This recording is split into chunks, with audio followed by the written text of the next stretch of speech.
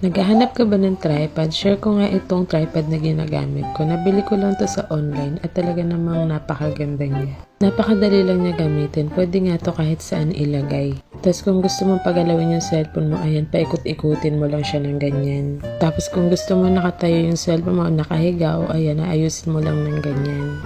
Removable din nga itong lagay ng phone clip, kaya kung papalitan mo ay napakadali lang.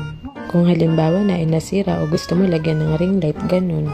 Napakadali nga lang din niya i-adjust. Kung gusto mo iangat ng dahan-dahan yung cellphone, pwedeng ito yung galawin mo. Or kung gusto mo na mataas talaga yung pagre-record mo, i-extend mo lang yung mga paa niya sa baba. Ang maganda nga nito, kahit tagilid yung pagpapatungan mo, i-adjust mo lang yung mga paa dahil may lock naman sila.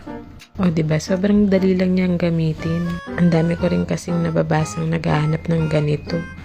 At ayan nga, ganun siya kataas, around 4.7 feet siya.